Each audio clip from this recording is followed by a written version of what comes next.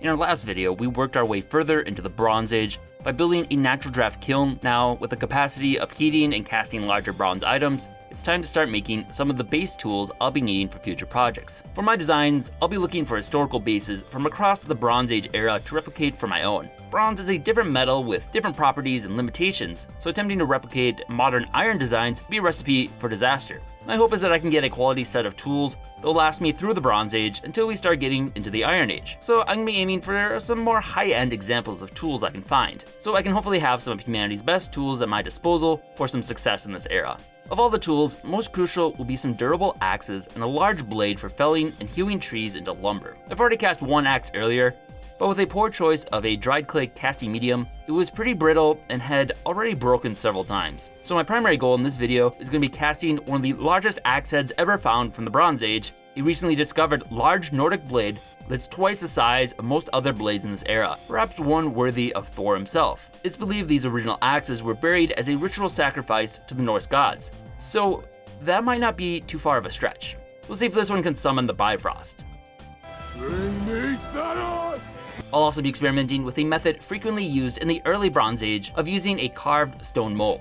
But first, to learn a little more about a few historical axes and get some help casting a few, this time I got a little help once again from Greg, the sword casting guy. I'm back with Greg, the sword caster, and previously we made a few different swords, but now we're gonna make some axes. So you wanna tell me about these different axes you have? This axe is an axe from England. This is from the late Bronze Age, about 1000 BC. This is called a palstave axe. You can tell that this is a very refined piece, very symmetrical. This was made in a two-part stone mold, so they would have carved soapstone very carefully and precisely. And they would have preheated those stones and then kind of held them together like that, and then pouring the bronze down this way into the mold like that. And the way this was attached to a handle, they would look for kind of an L-shaped piece of wood. They would split the top piece and like pat on either side here and then wrap rawhide around there to attach it. And the very earliest ones of these didn't have a little loop like this down here. You can imagine a problem with this if you're like jamming this into something, whether it's a chest plate or a chunk of wood or whatever, it could get stuck in it because an axe is a wedge. So you lose your axe head. So you tie a piece of leather to this and then tie it to your handle. That doesn't totally solve the problem. Like you could still imagine it like slipping out and still kind of hanging there. But if you survived battle that day, maybe you could fix it and go battle the next day with it. Started out being used as a weapon because bronze was mostly a military thing for a long time, but very handy as a tool certainly. So this one is a duckbill axe. This is from Mesopotamia. This is about 2000 BC. A lot of these were found around the ancient city of Ur in a cemetery. They were buried with warriors. So we know that they thought it was a very powerful weapon if they wanted to be buried with it and go into the afterlife with it. An axe is used as a countermeasure to helmets or to armor. This would have been attached to a handle like this. Big step forward, and they don't lose their axe heads anymore. Once you can put a handle through it and attach it with a pin at the top, you're not going to lose it. It also doesn't have to be razor sharp because it's a fairly blunt object strike. So this would be like for a good whack like that. When you think Bronze Age, think small. Bronze was very scarce. They were very economical with their bronze. And so they would have made things just as small as they could have to make it functional. Pretty interesting weapon. We can definitely cast some of these if you like. The Bronze Age, they used a lot of different varieties of techniques. In the beginning of the Bronze Age, they were using clay. And by the late Bronze Age, they're using stone. And they were even sometimes using bronze. Like you can make like a pretty thick bronze mold if you have enough bronze laying around. And when you pour that smaller quantity of bronze into it, doesn't like weld together because the other bronze is so much cooler, it just draws the heat out, and so they'll pop apart from each other. But stone is more common for sure. And stone mold has the advantage that you only need to make the mold once. Right. So you can mass produce weapons. So stone molds good for a certain amount of time and then they break. You know, they like lose some detail and you might use them for a while and then decide to make another one. And to cast this, I made a little wax copy of the duckbill axe. Kind of scrape it off, put it back on, flip this up, and there it is. So now we're just gonna clean this up. It's thought that they were probably lost wax casting these. More powder.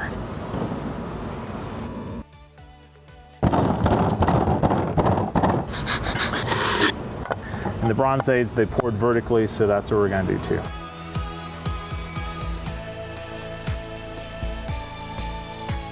All right, that one's ready.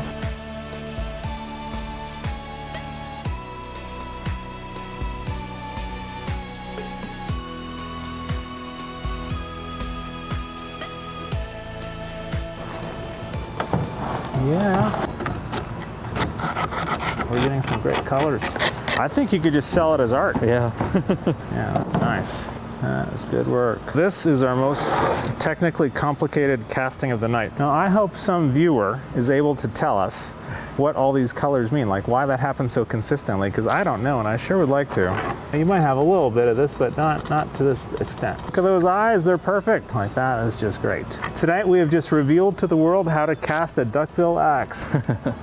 Greg is a sword casting teacher who travels the country teaching group classes for casting your own swords or axes. And if you want him to come to you, just shoot him a message on his website, swordcastingguy.com. Now to half the heads.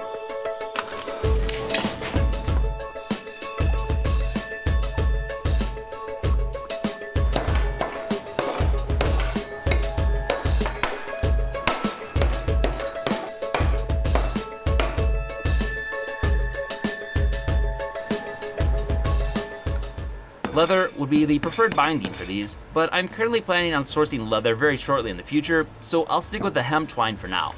Next up is work hardening the edges, so they'll stay sharp longer. Greg explained this previously when we made a sword together, with a minor incorrect detail. Shoving the atoms a little closer together makes it significantly harder. I heard that edge hardening is putting the atoms closer together. Is that actually true? Damn you, no, it's not true. No. So what's happening with that, I learned from all your people who watched your earlier post, you're causing little defects in the crystal structure. And so those defects amount to it being harder because you're kind of limiting some of the ways that it can bend. Then, to sharpen and polish them.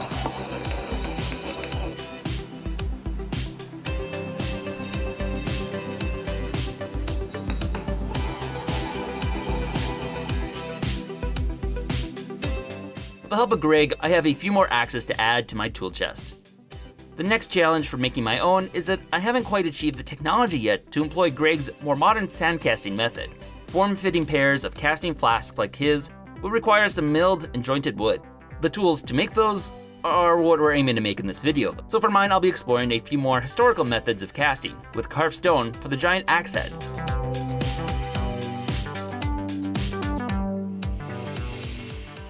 Now, to do some casting.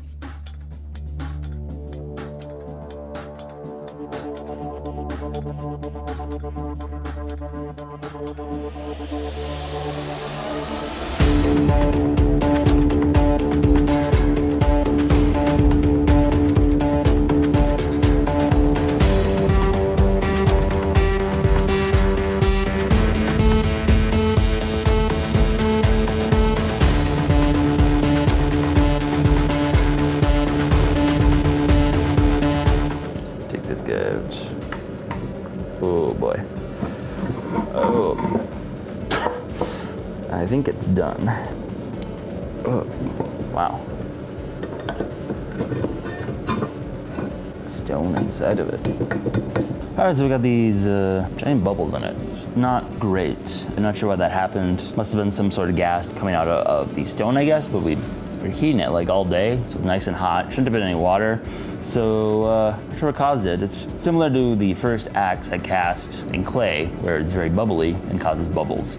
That one kind of just broke apart. Unfortunately, this mold is completely shattered. Only got 2 pores out of it. So I don't know if sandstone just isn't an ideal medium. Haven't been able to find any good soapstone in this area, but I think I'll see if this works, see if we can salvage it still. Putting holes in axe heads was something that was done to save bronze. They're a little close to the edge. Maybe make it work, because that was a lot of time for a mold that did not work very well.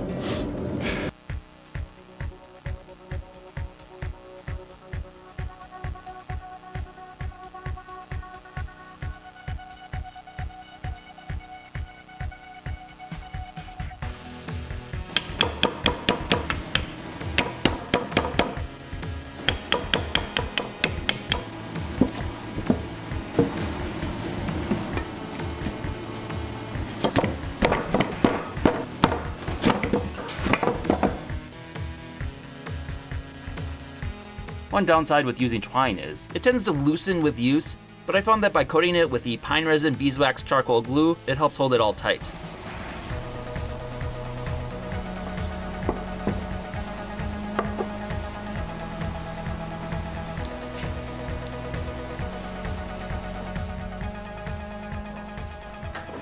Okay. Goodbye, Bill. All right, so thanks to Greg, we were able to cast these really nice, got the duck bill and the pal stave axe here. Took these out and found out they are pretty effective. Really nice chopping tools, better than the broken one I made. This guy, also really nice. We actually took him out, cut down a Christmas tree. It's that time of the year. Did a really good job. It just cut really deep and really well. The voids here, not really an issue. It actually turned out pretty good.